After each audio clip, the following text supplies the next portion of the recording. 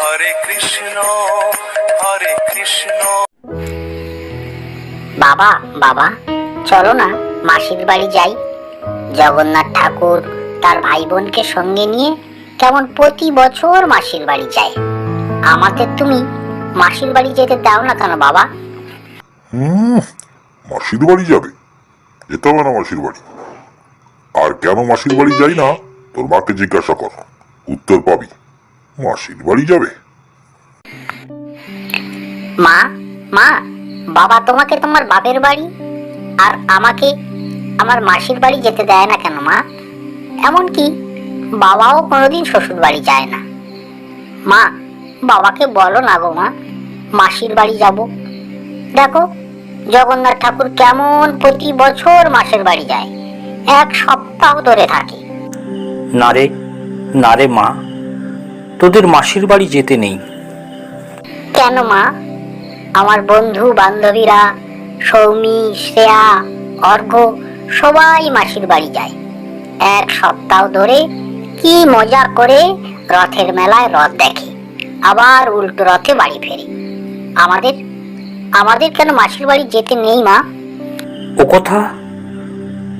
কথা তোর শুনতে নেই মা, ও কথা তোর শুনতে নেই।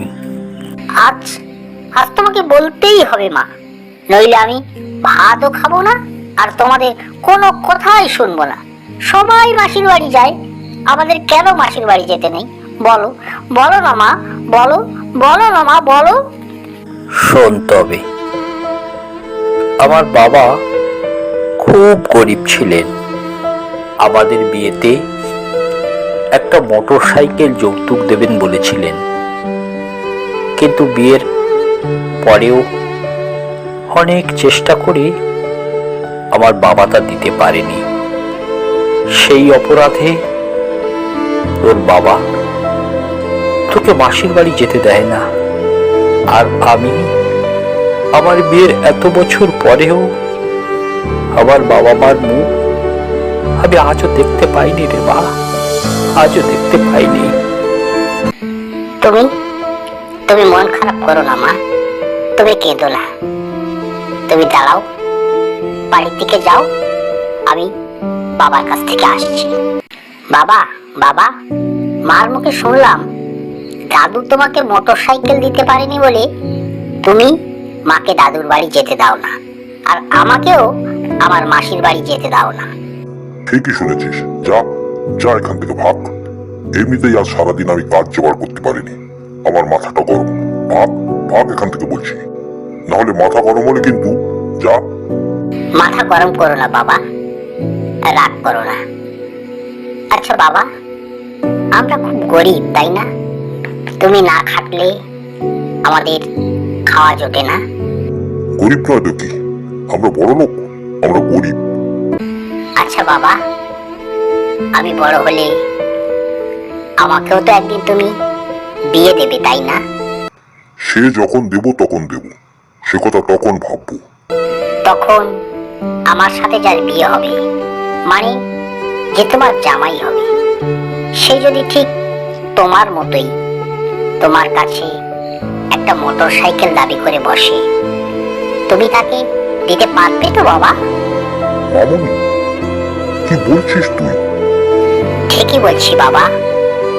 আর এই মোটর সাইকেল না দিতে পাওয়ার কারণে তোমার জামাই যদি আমাকে তোমাদের বাড়িতে আসতে না দেয়, তাহলে তোমার কষ্ট হবে না বাবা? হবে না তাই না? আমার মায়ের তো একটুও কষ্ট হয় না। যেমন আমার মায়ের কষ্ট হয় না, তেমন তোমারও আমার জন্য কোনো কষ্ট হবে না, কোনো কষ্ট হবে না। মামুনি, তুই আমাকে একথা বলতে পারলি মা? না খেয়ে না দে আমি তোকে মানুষ করেছি, এই কথা শুনবো বলে মা? বাবা, তোমার যেমন তোমার সন্তানের জন্য কষ্ট হচ্ছে, তেমনি দাদুরও মায়ের জন্য কষ্ট হয় বাবা। সব বাবাদের তার সন্তানের জন্য কষ্ট হয় বাবা, কষ্ট। তুমি মোটর সাইকেলের কথা ভুলে যাও বাবা। দেখছো না জগন্নাথ দেবের হাত নেই, তিনি কারো কাছে কোনো কিছু হাত পেতে চায় না। যে যা দেয় তাতেই তিনি সন্তুষ্ট হন। আমি আমার ভুল বুঝতে পেরেছি মা। চল আজ উল্টো রথের দিনে তুই, আমি, তোর মা সবাই মিলে তোকে তোর মাসির বাড়ি নিয়ে যাব। মা